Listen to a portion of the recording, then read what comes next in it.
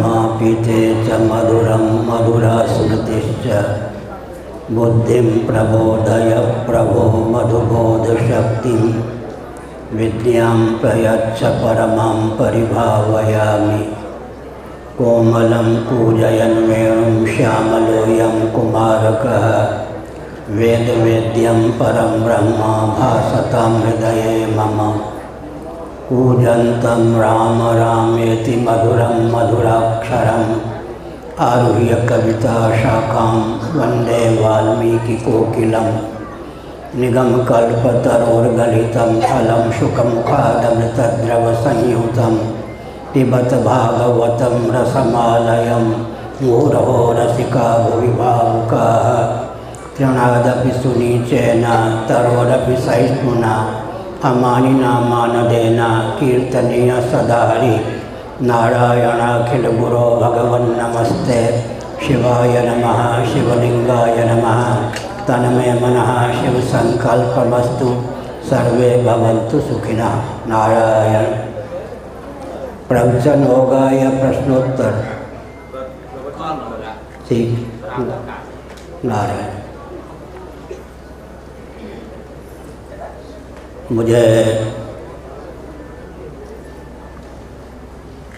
हिंदू राष्ट्र नेपाल में आकर बहुत प्रसन्नता है।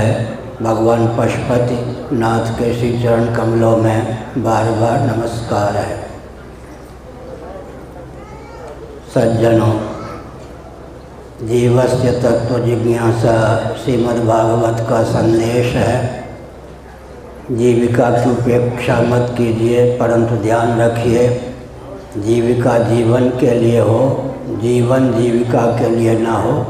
जीवन हो जीवन धन जगदीश्वर की प्राप्ति के लिए। जीविका है जीवन के लिए, जीवन है जीवन धन जगदीश्वर की अभिव्यक्ति या प्राप्ति के लिए। एक संकेत करना चाहते हैं। विश्व में बहुत से ईश्वरवादी हैं। ईश्वर के अस्तित्व को स्वीकार करना सौभाग्य की बात है, परंतु वेदों के अनुसार, वेदों के शिरोभाग उपनिषद के अनुसार जिस ईश्वर की सिद्धि होती है उस ईश्वर की चमत्कृति अद्भुत है। वेदांत प्रस्थान के अनुसार सच्चिदानंद स्वरूप सर्वेश्वर जगत का निमित्त ही नहीं अपितु उपादान कारण भी है। जगत बनाता भी है और जगत स्वयं बनता भी है। तदैक्षत सईक्षांचक्रे सो कामयत बहुश्याम प्रजायया तदात्मानं स्वयं अकुरुत सर्वं खलुदं ब्रह्मा। इन वचनों के अनुशीलन से यह तथ्य सिद्ध है।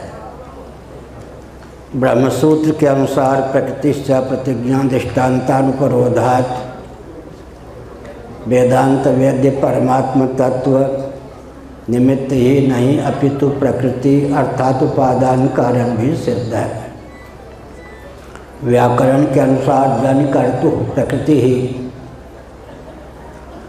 एक ही तत्व उपादान और निमित्त दोनों ही सिद्ध है। हमने संकेत किया, इससे अधिक उदात्त सिद्धांत क्या होगा कि सच्चिदानंद स्वरूप परमात्मा ही अपनी शक्ति अचिंत्य माया के योग से नाम रूप कर्मात्मक प्रपंच के रूप में अभिव्यक्त होते हैं। एक सच्चिदानंद तत्व ही अपनी शक्ति प्रकृति के योग से जीव जगत और जगदीश्वर तीनों रूपों में उल्लसित है। अतः हम सबको आत्मस्वरूप ही समझते हैं। यह उदात्त सिद्धांत है। महोपनिषद के अनुसार वसुधैव कुटुंबकम, हमारा आपका जो जीवन है वसुधैव कुटुंबकम की व्याख्या है। थोड़ा विचार करें, वसुधैव कुटुंबकम किस प्रकार सिद्ध है। माता के गर्भ से जेल सहित हम लोग उत्पन्न हुए हैं। जरायुज प्राणी सिद्ध होते हैं। मनुष्य भी जरायुज प्राणी सिद्ध है।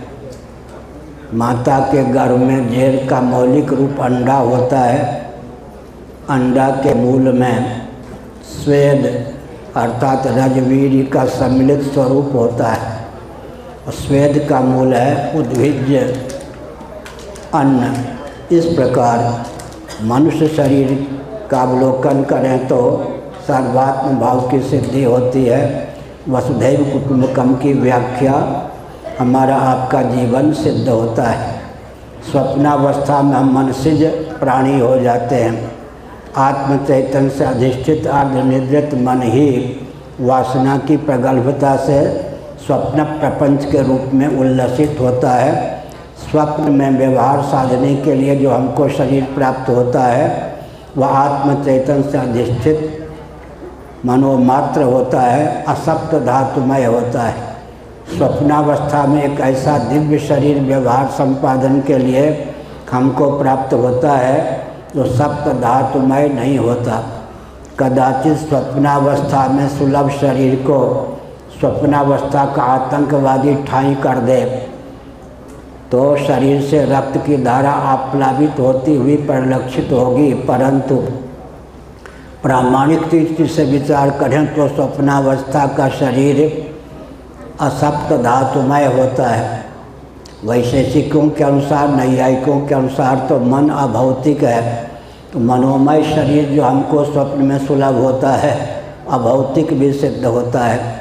जब हमको आपको भी वेदांत न्याय वैशेषिक प्रस्थान को मिलाकर विचार करें तो स्वप्नावस्था में व्यवहार साधक शरीर असप्त धातुमय प्राप्त होता है, अभौतिक प्राप्त होता है।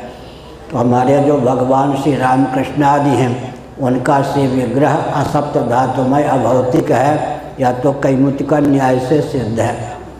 एक संकेत करना उचित समझता हूँ।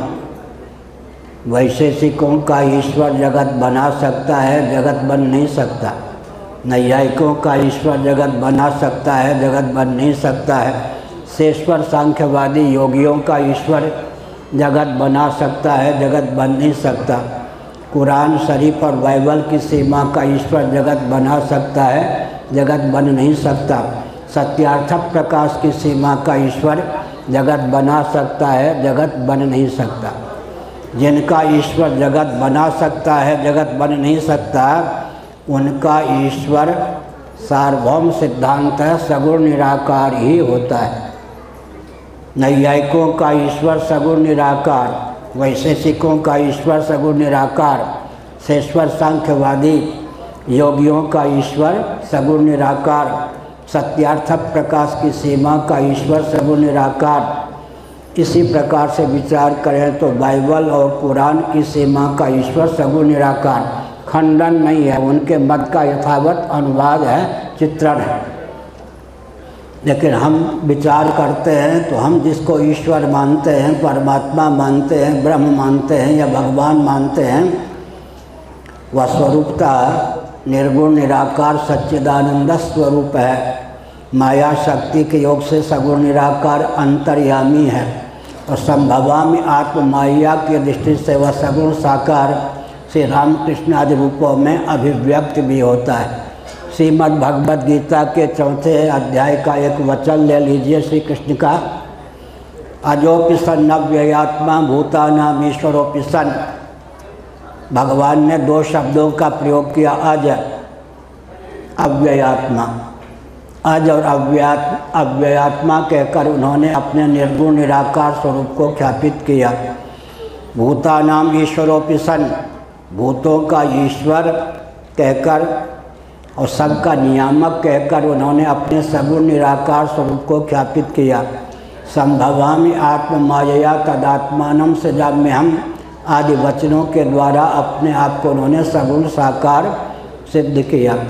हम जिसको ईश्वर मानते हैं वह निर्गुण निराकार भी है, सगुण निराकार भी है और सगुण साकार भी है। वह जगत बनाता ही नहीं, जगत बनता भी है, इसलिए अवतार भी लेता है। इसलिए वेदादि शास्त्र सम्मत ईश्वर अद्भुत है। व्यक्ति की मनस्थिति विचित्र होती है। अगर किसी व्यक्ति की प्रज्ञा शक्ति की कल्पना को ईश्वर है, उस व्यक्ति की अपेक्षा वह ईश्वर घटिया सिद्ध होता है। वेदादि शास्त्र सम्मत ईश्वर देशकृत कालकृत वस्तुकृत परिच्छेद विनिर्मुक्त सद्घन चिद्घन आनंद घन है, क्योंकि वह सच्चिदानंद स्वरूप होता हुआ जगत का अभिन्न निमित्तोपादान कारण है। जगत बनता भी है, जगत बनाता भी है। इसलिए सिया राम मैं सब जग जानी, सर्वं खलुदम ब्रह्मा वासुदेव सर्वमिति, यह हमारा उदात्त सिद्धांत है। एक संकेत करना हम उचित समझते हैं। हमको आपको जो स्थूल शरीर प्राप्त है, इसमें विचित्रता क्या है? इसके बाह्य हिस्से में पंच कर्मेंद्रियों को, पंच ज्ञानेंद्रियों को अभिव्यक्त करने के संस्थान हैं। अभ्यंतर हिस्से में अंतःकरण चतुष्टय या अंतःकरण पंचक को, प्राण पंचक को व्यक्त करने के संस्थान हैं। हमारा पूरा स्थूल शरीर, सूक्ष्म शरीर जिसको लिंग शरीर कहते हैं, उसका अभिव्यंजक संस्थान सिद्ध होता है। सूक्ष्म शरीर कारण शरीर का अभिव्यंजक संस्थान सिद्ध होता है। कारण शरीर जीवात्मा का अभिव्यंजक संस्थान सिद्ध होता है। जीवात्मा जगदीश्वर का अभिव्यंजक संस्थान है। जगदीश्वर सच्चिदानंद स्वरूप ब्रह्म का अभिव्यंजक है। इस प्रकार से हमारा उदात्त सिद्धांत है। सबकी आत्मरूपता के कारण हमारे हृदय में स्वभावतः सबके प्रति अपनत्व प्राप्त है। इस रॉकेट, कंप्यूटर, एटम, मोबाइल के युग में भी सनातन वैदिक आर्य हिंदुओं का जो वेदादि शास्त्र सम्मत सिद्धांत है, सर्वोत्कृष्ट है, आस्था का विषय है। क्यों? एक विचित्र बात है कि आजकल दर्शन, विज्ञान, व्यवहार में सामंजस्य साधकर अगर कोई बात कही जाती है, पूरा विश्व बौद्धिक वर्ग तो उसे मानने के लिए उद्यत होता है, क्योंकि हमारे एक सिद्धांत को बौद्धों ने अपने शब्दों में गुंफित करते हुए कहा, तत्व पक्षपातो ही स्वभावोधियाम। जीव का स्वभाव होता है, बुद्धि का स्वभाव होता है तथ्य का, तत्व का पक्षधर होना। अगर हम दर्शन, विज्ञान, व्यवहार तीनों में सामंजस्य साधकर वस्तु स्थिति को अभिव्यक्त करते हैं, तो भौतिकता की धारा में बहने वाला व्यक्ति भी उसे स्वीकार किए बिना नहीं रह सकता। तत्व पक्षपातो ही स्वभावोधियाम। तो हमने संकेत किया, हम परमात्म तत्व को जगत का निमित्त और उपादान कारण मानते हैं, अतः भगवान की सर्वरूपों में अभिव्यक्ति मानते हैं। इस दृष्टि से हमारा सिद्धांत उदात्त है। मैं एक संकेत करना उचित समझता हूँ। बुश महोदय, जिनके पिता भी अमेरिका के राष्ट्राध्यक्ष रह चुके थे, बुश महोदय स्वयं भी एक बार अमेरिका के राष्ट्रपति रह चुके थे, दोबारा राष्ट्रपति होने वाले थे। उन्होंने एक संदेश प्रसारित किया। बुश महोदय ने कहा, मैं जन्मजात क्रिश्चियन हूँ, बाइबल के प्रति मेरी आस्था है, परंतु सृष्टि को लेकर बाइबल की जो भावना या मान्यता है, आधुनिक विज्ञान ने उस पर पानी फेर दिया है। उतने अंशों में बाइबल में मेरी आस्था नहीं है। लेकिन मैं एक तथ्य उद्भाषित करना चाहता हूँ, कभी किसी की निंदा में मेरी प्रीति प्रवृत्ति नहीं होती। संपूर्ण वैदिक वाङ्मय को छोड़ दीजिए, केवल भगवत गीता जिसमें 700 श्लोक सन्निहित हैं उनको लीजिए। कोई दार्शनिक या वैज्ञानिक या व्यावहारिक धरातल पर विचार करने वाला यह नहीं कह सकता गीता के इस सिद्धांत से मैं सहमत नहीं हूँ।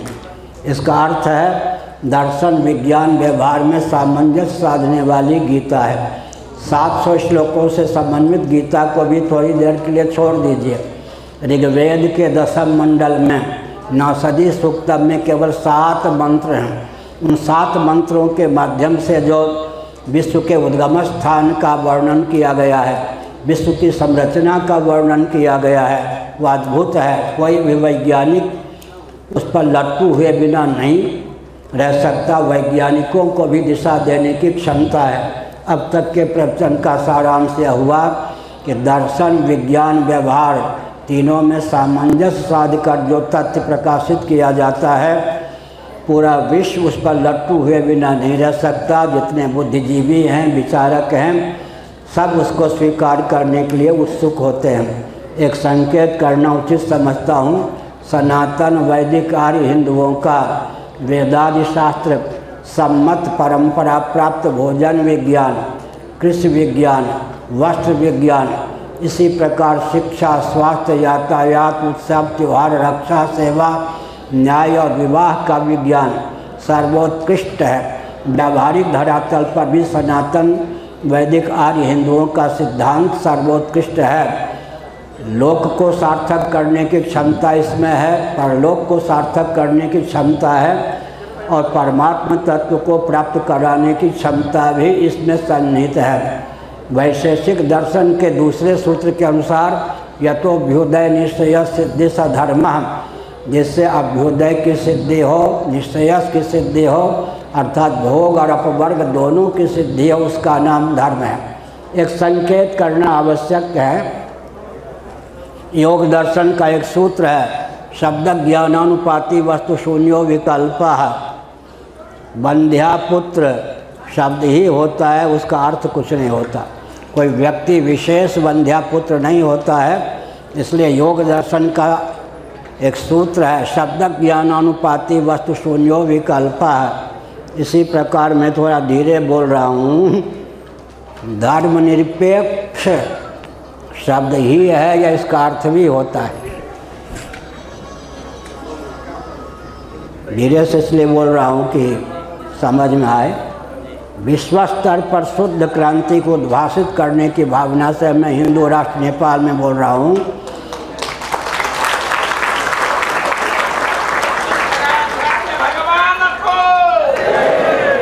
धर्मनिरपेक्ष शब्द ही है या इसका अर्थ भी कुछ होता है?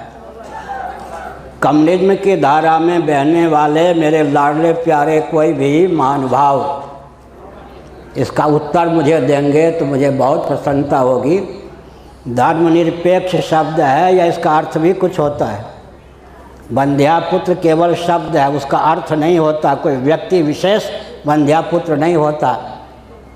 धर्मनिरपेक्ष केवल शब्द है, या अर्थ भी होता है।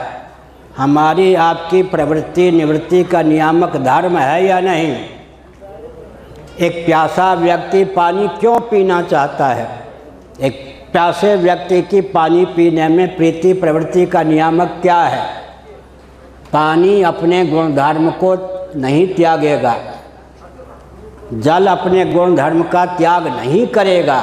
इस आस्था के बल पर ही प्यासा व्यक्ति पानी पीने में प्रवृत्त होता है। जो कहते हैं हमें धर्म नहीं चाहिए, उनके लिए चुनौती है। कोई भी वस्तु एक क्षण के लिए भी गुणधर्म से विहीन हो जाए तो उसकी सत्ता और उपयोगिता सिद्ध हो सकती है क्या? इसलिए धर्मनिरपेक्ष केवल शब्द है। कोई व्यक्ति या वस्तु एक क्षण के लिए भी धर्मनिरपेक्ष हो जाए संभव नहीं है।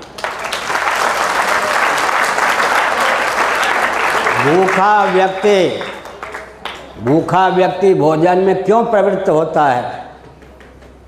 इस विश्वास के बल पर, आस्था के बल पर भूखे व्यक्ति की भोजन में प्रीति प्रवृत्ति परिलक्षित होती है कि अन्न अपने गुणधर्म का त्याग नहीं करेगा।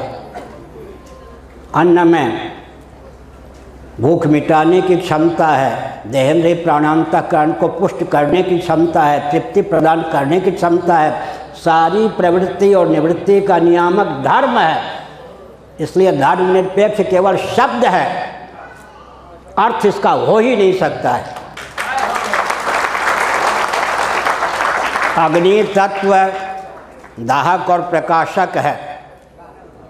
सर्दी में ठिठुरता हुआ व्यक्ति अग्नि को प्रज्वलित कर तापना क्यों चाहता है? इसलिए कि अग्नि अपने गुणधर्म का त्याग नहीं करेगा। जानकार व्यक्ति अग्नि में उंगली डालना क्यों नहीं पसंद करता? क्योंकि अग्नि तत्व अपने गुणधर्म का त्याग नहीं करेगा, उंगली को जलाए बिना नहीं रहेगा। सारी प्रवृत्ति और निवृत्ति धर्म को लेकर है। धर्मनिरपेक्षता शब्द है। कोई राष्ट्र एक क्षण के लिए धर्मनिरपेक्ष नहीं हो सकता। कोई व्यक्ति एक क्षण के लिए धर्मनिरपेक्ष नहीं हो सकता। मैं कम्युनिज्म की ओर से बोल रहा हूँ थोड़ी देर। बड़े लाडले प्यारे होते हैं कम्युनिस्ट मेरे और मेरी बातों को बड़े ध्यानपूर्वक सुनते हैं। थोड़ा विचार कीजिए। जो वाद तंत्र 24 घंटे भी टिक ना सके, उसका आलंबन लेकर व्यक्ति का उत्कर्ष कैसे हो सकता है, समाज का उत्कर्ष कैसे हो सकता है? नहीं ध्यान दिया होगा। जो वाद तंत्र 24 घंटे भी टिक न सके, उसका आलंबन लेकर स्वस्थ व्यक्तित्व की संरचना कैसे हो सकती है, स्वस्थ समाज की संरचना कैसे हो सकती है? गाढ़ी नींद का वेग ही कम्युनिज्म पर पानी फेर देता है। 24 घंटे भी कम्युनिज्म को लेकर कोई टिक नहीं सकता। उदाहरण मैं दे रहा हूँ, एक भौतिकवादी जो चेतना विशिष्ट शरीर को आत्मा मानता है, उसे जब नींद का वेग प्राप्त होता है तो क्या वो कम्युनिज्म की धारा में, देहात्मवाद की धारा में बह सकता है?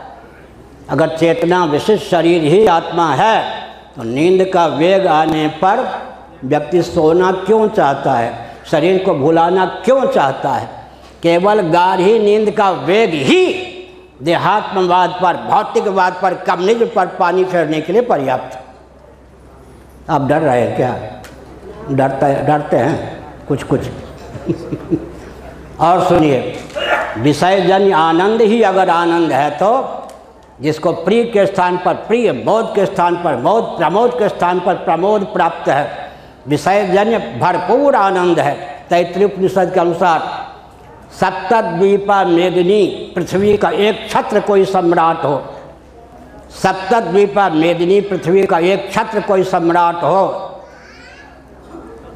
शरीर स्वस्थ हो, निष्कंटक भोग्य पदार्थ उसको सुलभ हों, उसको जितना आनंद मिल सकता है उस आनंद की अपेक्षा ब्रह्मा जी को प्रतिक्षण तैत्तिरीय उपनिषद के अनुसार 1000 परार्ध गुण अधिक आनंद प्राप्त होता है। फिर सुनिए, मर्त्यलोक में किसी ऐसे व्यक्ति की कल्पना कीजिए जो सप्तद्वीपा मेदिनी पृथ्वी का एक छत्र सम्राट हो, हृष्ट पुष्ट स्वस्थ संयमी हो, निष्कंटक वैभव भोग्य पदार्थ के रूप में सुलभ हो। उस व्यक्ति को जो आनंद मिल सकता है उसका नाम है मानुषानंद। उस मानुषानंद की अपेक्षा ब्रह्मा जी हिरण्यगर्भ को, प्रजापति को प्रतिक्षण व्यवहार दिशा में 1000 परार्ध गुण अधिक आनंद प्राप्त है। एक लिखने के बाद 20 शून्य लिखेंगे तब होगा 1000 परार्ध गुण। ब्रह्मा जी को प्रतिक्षण उनके देहेंद्रिय प्राणांतःकरण की दिव्यता के कारण ब्रह्मा जी को व्यवहार दशा में प्रतिक्षण मर्त्यलोक में सर्वाधिक आनंद की अपेक्षा 1000 परार्ध गुण अधिक आनंद प्राप्त होता है। वे ब्रह्मा जी भी कदाचित गाढ़ी नींद न प्राप्त करें, योग निद्रा प्राप्त न करें तो विक्षिप्त हुए बिना न रहें। इसका मतलब विषय जन्य आनंद का पर्यवसान भी विक्षेप में है, पागलपन में। वेदांत में ग्रंथ है पंचदशी, बहुत उत्तम मार्मिक तथ्य स्थापित किया पंचदशीकार विद्यानंद स्वामी जी ने। कल्पना कीजिए कोई दुखी है, कष्ट उसे प्राप्त है, दैहिक दैविक भौतिक ताप से वह त्रस्त है, पेट में दर्द है, पीड़ा है, किसी प्रिय का वियोग उसे प्राप्त है। अगर ऐसा दुखी व्यक्ति गाढ़ी नींद चाहता है तो बात समझ में आती, भाषा समझ में आ रही ना। जिसको किसी प्रकार की वेदना प्राप्त है, उस वेदना से त्राण पाने की भावना से अगर वो गाढ़ी नींद चाहता है तो बात समझ में आती है। गाढ़ी नींद की क्या विशेषता है जिसको सुषुप्ति कहते हैं? द्वंद्व और दुख की पहुंच गाढ़ी नींद में नहीं है। सर्दी गर्मी भूख प्यास इत्यादि जो द्वंद्व हैं उनकी पहुंच गाढ़ी नींद में नहीं है। दैहिक दैविक भौतिक त्रिविध ताप में किसी ताप की पहुंच गाढ़ी नींद में नहीं है। इसका अर्थ क्या हुआ? गाढ़ी नींद में दुख की पहुंच नहीं है, सार्वभौम सिद्धांत है। लेकिन वेदांत का सिद्धांत क्या है? दुख की पहुंच नहीं है, इतना ही नहीं, आनंद की प्राप्ति भी है। किसी कक्ष में अंधकार नहीं है, अगर यह डंके की चोट से तथ्य सिद्ध हो जाए तो क्या कहेंगे? प्रकाश की विद्यमानता अवश्य है। अगर प्रकाश की विद्यमानता न होती तो अंधकार अवश्य होता। इसका अर्थ, बैठिए, हम सबके प्रति सहानुभूति रखते हैं, जाने की भावना हो तो जाए, बैठिए, बड़े लाड प्यार से बैठिए, किसी का हम खंडन नहीं करते, सबके प्रति सामंजस्य रखते हैं। हमने क्या संकेत किया? हमने संकेत किया कि दुख से त्राण पाने के लिए ही व्यक्ति गाढ़ी नींद नहीं चाहता है, बल्कि सुखानुभूति को भी छोड़कर व्यक्ति गाढ़ी नींद चाहता है। अब प्रश्न उठता है, जिसको आनंद प्राप्त है, भरपूर आनंद प्राप्त है, विषयजन्य आनंद का त्याग करके वो गाढ़ी नींद क्यों चाहता है? आनंद तो स्थिर प्रेमास्पद होना चाहिए। फिर जिसको आनंद प्राप्त है वह विषयजन्य आनंद का त्याग करके गाढ़ी नींद क्यों चाहता है? इसके पीछे रहस्य है। जहाँ विषयजन्य आनंद है वहाँ तृप्ति होती है, भोक्ता भोग और भोग्य। जहाँ तृप्ति होती है वहाँ द्वैत होता है, दो या दो से अधिक अजहल लक्षणा। जहाँ द्वैत होता है वहाँ श्रम होता है, जहाँ श्रम होता है वहाँ निरतिशय आनंद नहीं होता। इसलिए विनय पत्रिका में तुलसीदास जी ने कहा, सपने हूँ नहीं सुख द्वैत दर्शन बात कोटिक को कहे। अतः हमने संकेत किया, दुख का त्याग ही अभीष्ट नहीं है, विषयजन्य आनंद भी अगर स्थिर प्रेमास्पद हो, चिर प्रेमास्पद हो, उसको छोड़कर हम गाढ़ी नींद क्यों चाहते हैं? इसका अर्थ क्या हुआ सज्जनों? इसका अर्थ यही हुआ ना कि गाढ़ी नींद का वेग ही विषयजन्य आनंदवाद पर पानी फेर देता है, देहात्मवाद पर पानी फेर देता है। 24 घंटे भी जो वाद या सिद्धांत नहीं टिकता, उसका आलम्बन लेकर भव्य व्यक्तित्व समाज की संरचना कैसे हो सकती है? ये नेपाल है, बहुत बढ़िया है। हम बहुत चाव भाव से नेपाल में आते हैं और हमारी भावना है कि सनातन, वैदिक, आर्य, हिंदू धर्म, दर्शन, विज्ञान, व्यवहार तीनों दृष्टियों से महत्वपूर्ण है। इस तथ्य को समझें और समझाने का प्रयास करें। थोड़ा सावधान, पूरे विश्व में जो क्रांति चल रही है अर्थ को लेकर, पूरे विश्व में इस समय जो क्रांति है अर्थ को लेकर, धर्म की बात थोड़ी देर बाद कहूँगा। धर्म से तो मानो सबको परहेज होने लगा, लेकिन अर्थ पे सब के सब लट्टू हैं। मैं एक प्रश्न करता हूँ, कल्पना कीजिए हर व्यक्ति की जीविका जन्म से आरक्षित हो और हर व्यक्ति का जीवन दुर्व्यसन युक्त हो, आर्थिक विपन्नता, अनावश्यक विषमता रहेगी या नहीं? फिर से सुनिए, हर व्यक्ति की जीविका जन्म से आरक्षित हो, हर व्यक्ति का जीवन दुर्व्यसन युक्त हो, तो आर्थिक विपन्नता, अनावश्यक विषमता रहेगी या नहीं? पूरा विश्व अर्थ को लेकर विह्वल है, अर्थ को लेकर क्रांति ही सर्वत्र है।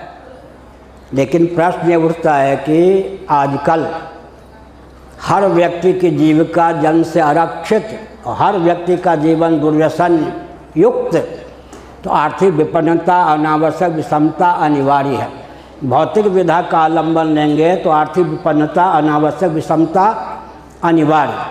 अब सनातन, वैदिक, आर्य, हिंदू धर्म को मानेंगे तो हर व्यक्ति की जीविका जन्म से सुरक्षित, नमेस्तेनो जनपदे न मद्यपः, और हर व्यक्ति का जीवन दुर्व्यसन मुक्त। इससे बढ़िया आर्थिक क्रांति क्या होगी? जहाँ हर व्यक्ति की जीविका जन्म से सुरक्षित, हर व्यक्ति का जीवन दुर्व्यसन मुक्त, इससे बढ़कर आर्थिक क्रांति क्या होगी? इसलिए कम्युनिज्म की धारा में बहने वाले भी अर्थ की दृष्टि से विचार करके सनातन सिद्धांत के प्रति आस्थान्वित हों, यह हमारी भावना है। हमने संकेत किया, हर व्यक्ति की जीविका जन्म से सुरक्षित, हर व्यक्ति का जीवन दुर्व्यसन मुक्त, यह आर्थिक सबसे उत्तम क्रांति है। एक और संकेत करता हूँ, वेदादि शास्त्र सम्मत कर्मकांड, उपासना कांड, ज्ञान कांड को मत मानिए, तो 99% अर्थ के स्रोत का ज्ञान हो ही नहीं सकता है। आर्थिक दृष्टि से मैं सावधान करता हूँ पूरे विश्व को, हम लोगों को अर्थ के 100% स्रोत का विज्ञान है। ये जो भौतिकवादी हैं 99% अर्थ के स्रोत का इनको ज्ञान हो ही नहीं सकता। क्यों नहीं हो सकता? क्योंकि वेदादि शास्त्र सम्मत कर्मकांड, उपासना कांड, ज्ञान कांड को नहीं मानेंगे तो 99% अर्थ के स्रोत तिरोहित रहेंगे। 1% केवल अर्थ का स्रोत पृथ्वी, पानी, प्रकाश, पवन, आकाश के रूप में उद्बुद्ध रहेगा। लेकिन आजकल विकास को जिस ढंग से परिभाषित और क्रियान्वित किया गया है उस पर विचार करें तो 1% जो अर्थ का स्रोत है पृथ्वी, पानी, प्रकाश, पवन, वह भी अत्यंत कुपित या क्षुब्ध हो गया है या नहीं? इसका अर्थ क्या है? भौतिकवादियों के द्वारा जो विकास को परिभाषित और क्रियान्वित करने का प्रकल्प चल रहा है उसके गर्भ से विस्फोट निकल रहा है। अगर अर्थ की दृष्टि से स्वस्थ क्रांति को उद्भाषित करना चाहते हैं, हर व्यक्ति की जीविका जंग से सुरक्षित हो, हर व्यक्ति का जीवन दुर्व्यसन मुक्त हो और वेदादि शास्त्र सम्मत कर्मकांड, उपासना कांड, ज्ञान कांड के द्वारा तिरोहित अर्थ के स्रोत को प्रकट करें। कर्म और उपासना के द्वारा तिरोहित अर्थ के स्रोत को भी उद्भाषित किया जा सकता है। तैत्तिरीय उपनिषद में मनुष्य गंधर्व, देव गंधर्व आदि का वर्णन है, पितर आदि का, ब्रह्मा जी का। उत्तरोत्तर 100 गुना अधिक अर्थ और आनंद की प्राप्ति की उद्भावना की गई है।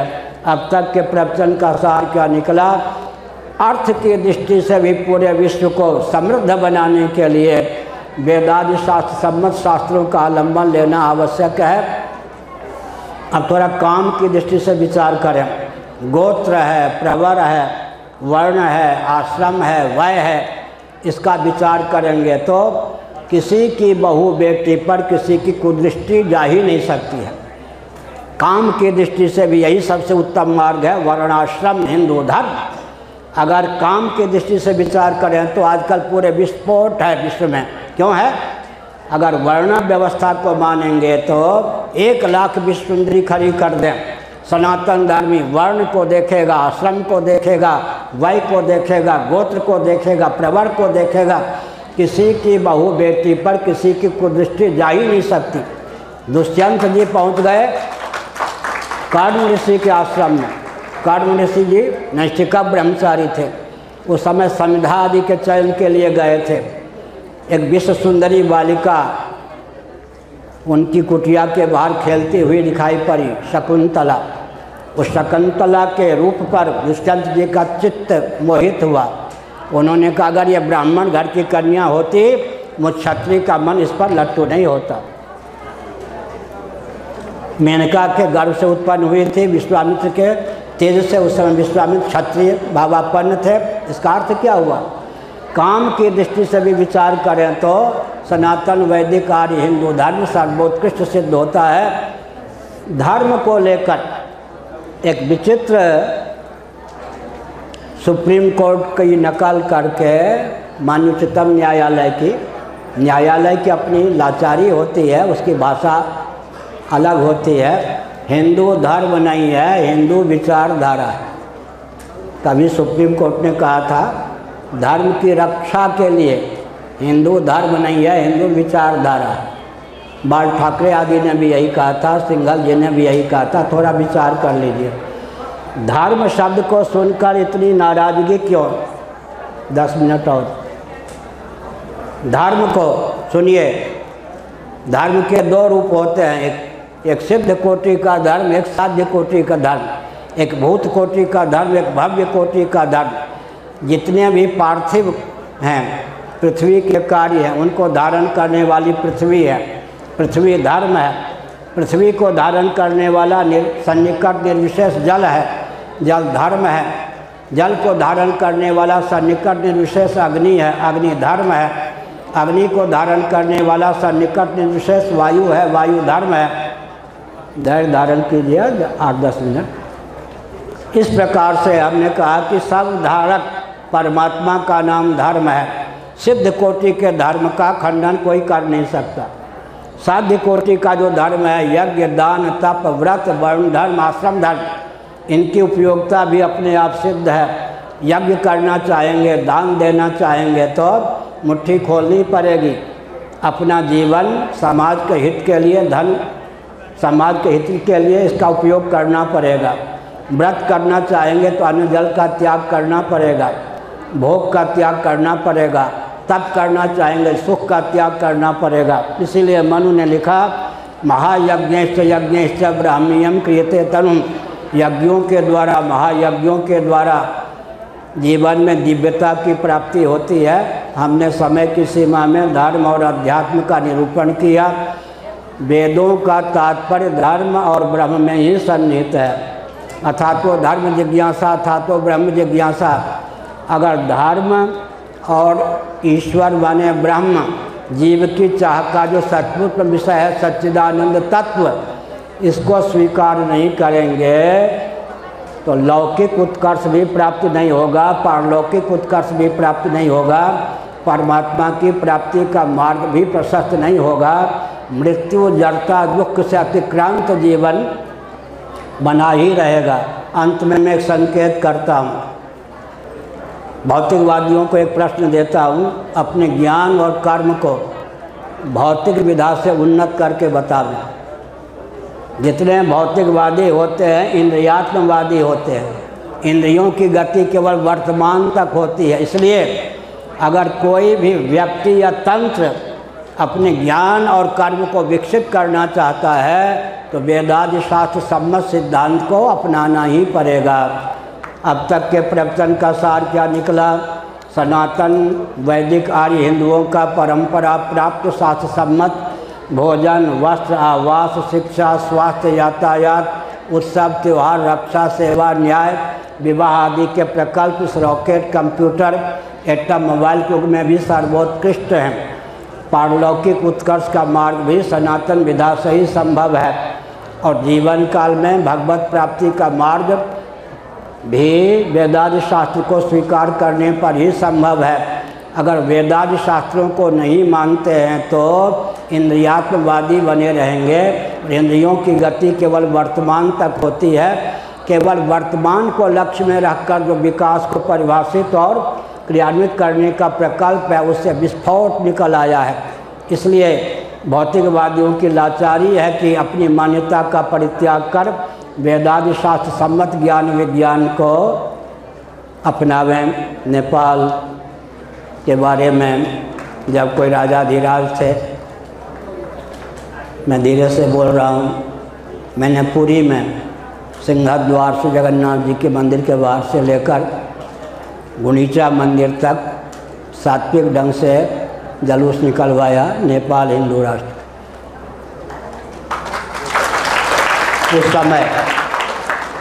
उस समय फिर हमने कहा कि नेपाल अधिक समय तक राजतंत्र को पाल नहीं सकता है, कम्युनिस्टों का यहाँ शासन होगा। लोग मुँह देखने लगे।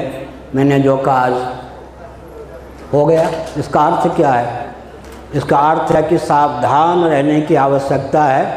या डंके की चोट से आस्थापूर्वक सिद्ध कीजिए, इस रॉकेट, कंप्यूटर, एटम, मोबाइल के युग में भी सनातन सिद्धांत सबके लिए उपयोगी है। इसलिए देह के नाश से जीवात्मा का नाश नहीं होता, देह के भेद से जीवात्मा में भेद की प्राप्ति नहीं होती। भौतिक उत्कर्ष के लिए भी सनातन सिद्धांत को ही मानना होगा। श्रीमद् भागवत के 4 स्कंद के 18वें अध्याय के पहले, दूसरे, तीसरे, चौथे, 5वें श्लोक के अनुसार भौतिक उत्कर्ष भी नान्य पंथा विद्यते अनाया, वेदादि शास्त्र सम्मत विधा से ही प्राप्त होना है। और पारलौकिक उत्कर्ष परमात्मा की प्राप्ति का मार्ग भी प्रशस्त हो सकता है। यहाँ जो भी हमारे प्रचंड जी थे पहले, ओली जी ना, ऐसा उनको मानते हैं। ओली जी तो हमारे प्रवचन में बैठे थे, बहुत मुस्कुराते हुए, प्रधानमंत्री के पद पर रहने पर भी। प्रचंड जी ने मेरे पास माध्यम भेजा था, प्रचंड जी ने, कि जो अधिकार आपका श्री जगन्नाथ मंदिर में है पुरी में, वही अधिकार पशुपतिनाथ जी में है। मैं देने के लिए उद्यत हूँ, आप अपने अधिकार को लीजिए। हमने मुस्कुरा दिया। इसका अर्थ क्या है? कम्युनिज्म की धारा में बहने वाला व्यक्ति अंदर से आस्तिक होता है, बाहर से नास्तिकता का अभिनय करता है।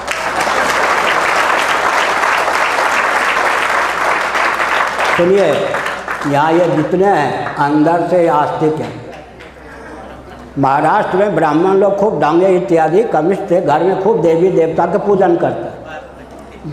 बंगाल में बाहर से कम्युनिज्म का अभिनय करते थे, अंदर सब काली आदि के उपासक थे। इसलिए कोई भी कम्युनिज्म की धारा में बहने वाला पूरा आस्तिक होता है, बाहर से अभिनय करता है। अच्छा हो कि जैसा अंदर से है वैसे ही बाहर से अभिनय करे।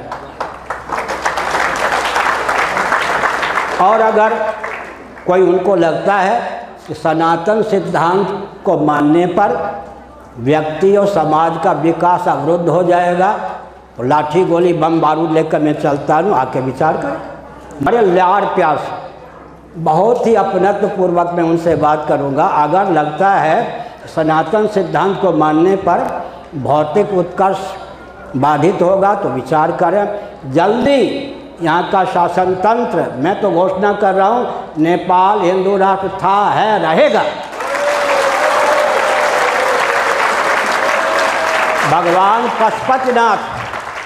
भगवान पशुपतिनाथ के वरद हस्त के नीचे नेपाल है, हिंदू राष्ट्र था, है, रहेगा। लेकिन यहाँ का शासन तंत्र ये नास्तिकता का अभिनय छोड़े, बहुत अच्छा सेव मिलेगा उसको। वो डंके की चोट से कहे भौतिक उत्कर्ष के लिए भी हिंदू राष्ट्र होना नेपाल के लिए अनिवार्य है। और भारत भी तब तक सुरक्षित है जब तक नेपाल सुरक्षित है। लोगों ने मुझसे कहा जी, दिल्ली में लोगों ने मुझसे कहा, नाम क्या लूँगा, आज एक मुख्यमंत्री हैं किसी प्रांत के, नेपाल को लेकर आपकी चिंता क्यों? मैंने कहा सबसे ज़्यादा चिंता है रोटी बेटी का संबंध है, दूसरी चिंता है अगर चीन ने निगल लिया नेपाल को तो भारत को निगल ही लेगा। इसलिए अगर भारत को सुरक्षित रखना है तो नेपाल को सुरक्षित रखना ही होगा। नेपाल की उपेक्षा करके भारत को सुरक्षित रखा नहीं जा सकता, इसलिए नेपाल को सुरक्षित रखना हमारे लिए अत्यंत आवश्यक है। और मैं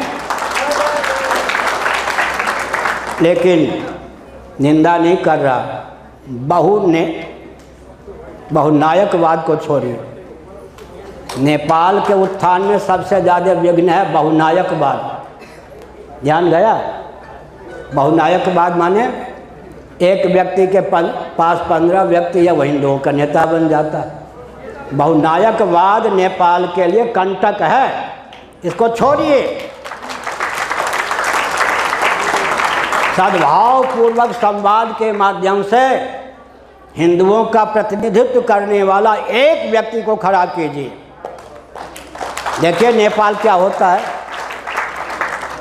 बहुनायकवाद छोड़िए, एक व्यक्ति के पास 10 व्यक्ति वो नायक बन जाता है और अंदर से सरकार से तालमेल रखता है, बाहर से हिंदुओं का नेता बन जाता है। ये यहाँ की बीमारी है। आपने यहाँ की बीमारी परखी या नहीं? मैं तो बहुत दूर समुद्र के तट पर पुरी में रहता हूँ। नेपाल की बीमारी क्या है? बहुनायकवाद। फिर क्या बीमारी है? अंदर से शासन तंत्र से कम्युनिस्टों से हाथ मिला के रहता है, बाहर वो हिंदुओं का नेता बन के घूमता है। ये दो कमजोरी को छोड़िए। अगर आप नहीं छोड़ेंगे नेपाल को, तो मैं कम से कम पृथक नहीं छोड़ूंगा, भारत में मिलाने नहीं आया हूँ। नेपाल नेपाल के रूप में उद्भासित रहे, नेपाल की उपेक्षा मैं तो नहीं कर सकता। क्यों? मालूम है, आज शंकराचार्य ने जो श्री जगन्नाथ जी को पुनः प्रतिष्ठित किया, शिवलिंग यहाँ के राजा से सुलभ हुआ। आज उत्कल के नरेश गजपत जी, उत्कल के नरेश अगर जाएं श्री जगन्नाथ जी के यहाँ, वो वेदी पर जहाँ भगवान प्रतिष्ठित हैं वहाँ खड़े नहीं हो सकते। नेपाल नरेश वहाँ खड़े होकर भगवान जगन्नाथ की पूजा कर सकते।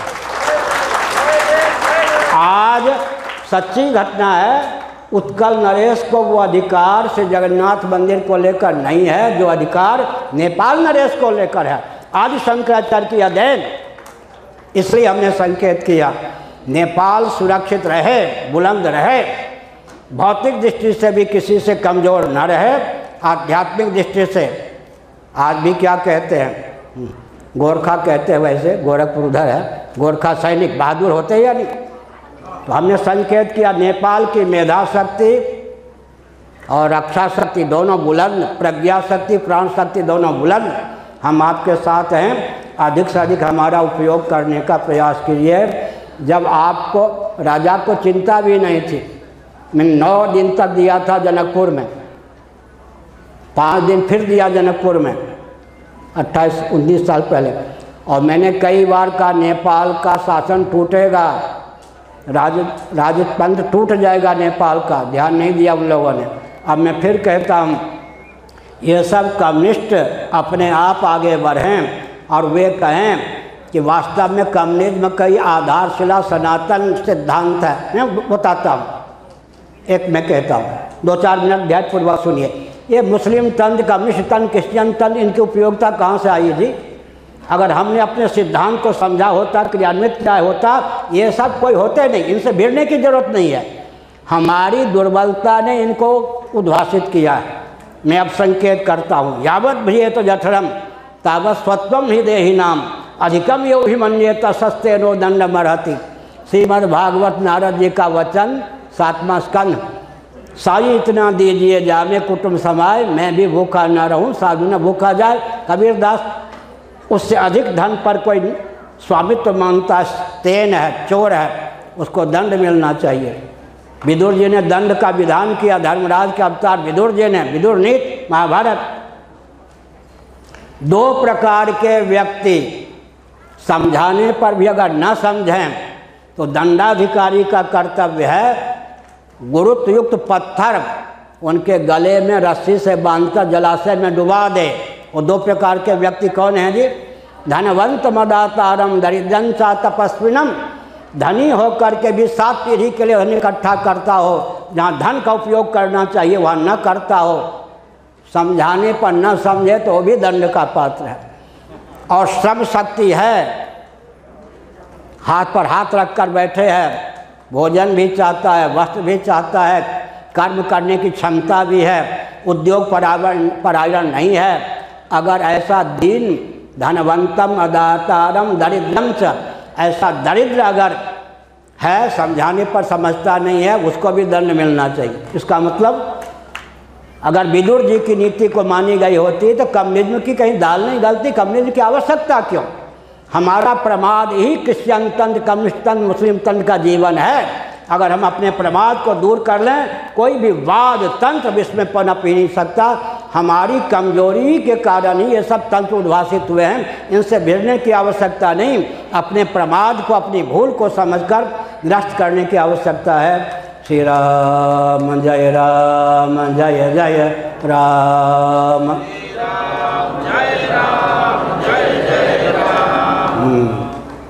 हर हिंदू हर हिंदू सनातनी हो, हर हिंदू हर हिंदू हर हिंदू हर हिंदू। नेपाल हिंदू राष्ट्र की जय, हिंदू राष्ट्र नेपाल की जय। और सुनो, नेपाल, भारत, बांग्लादेश, पाकिस्तान, भूटान, तिब्बत को पृथक देश मान के मैं बोल रहा हूँ, तिब्बत, श्रीलंका, वर्मा, इन सब को हम भगवान श्री जगन्नाथ और पशुपति विश्वनाथ, पशुपति जगन्नाथ जी की कृपा से हिंदू द्वीप बनाने जा रहे हैं।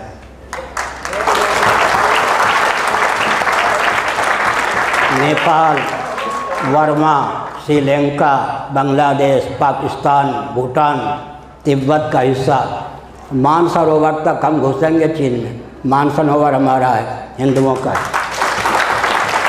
इसलिए एशिया महाद्वीप हिंदू द्वीप होगा, उससे पहले इतना हम सब ने बताया। और भारत, नेपाल हिंदू राष्ट्र के रूप में उद्भासित हो। अपनी ओर से तो मैं नेपाल को हिंदू राष्ट्र कहता रहा हूँ, नेपाल हिंदू राष्ट्र है। भारत के लिए मैं कहता हूँ भारत हिंदू राष्ट्र है। एशिया महाद्वीप को हिंदू द्वीप के रूप में उद्भासित करना हमारा लक्ष्य है, लेकिन लाठी गोली बम बारूद के बल पर नहीं। थोड़ा विचार कीजिए, मोहम्मद साहब क्या सचमुच में मुसलमान थे? उनके पूर्वज क्या मुसलमान थे? ईसा मसीह क्या क्रिश्चियन थे? अरे सबके पूर्वज का नाम है सनातन, वैदिक, आर्य, हिंदू।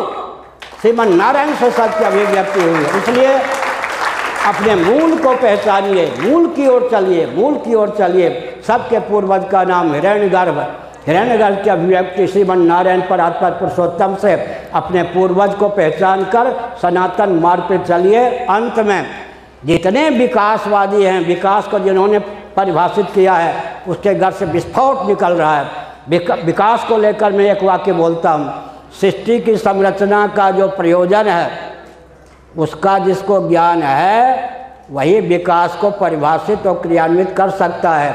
सृष्टि की संरचना का जिसको सृष्टि की संरचना के प्रयोजन का जिसको ज्ञान नहीं है, वो विकास को परिभाषित करेगा तो विस्फोट हो जाएगा। सृष्टि की संरचना के प्रयोजन का वर्णन कहाँ है? श्रीमद् भागवत 10वां स्कंद अध्याय 87 श्लोक 2, वेदस्तुति श्लोक 2। बुद्धिन्द्रिय मन प्राणां जनानाम असजत प्रभु मात्रार्थम च भवार्थम च आत्मने कल्पनाय च। महासर के प्रारंभ में सच्चिदानंद स्वरूप सर्वेश्वर ने आकाश, वायु, तेज, जल, पृथ्वी से मंडित सृष्टि की रचना की। स्थावर जंगम प्राणियों को अभुक्त कर्मों का फल भोगने के लिए, नवीन कर्म करने के लिए देहेंद्रीय प्राणांतकरण से युक्त जीवन प्रदान किया। पूरे विश्व को जीवन देने में समर्थ नेपाल हिंदू राष्ट्र है, हिंदू राष्ट्र के रूप में उद्भाषित हो। संविधान की सीमा में तो आज भी भारत, नेपाल हिंदू राष्ट्र है। भारत भी हिंदू राष्ट्र हो, नेपाल भी हो, तिब्बत भी हो, पूरा एशिया महाद्वीप हिंदू महाद्वीप के रूप में उद्भाषित हो। हर हर महादेव।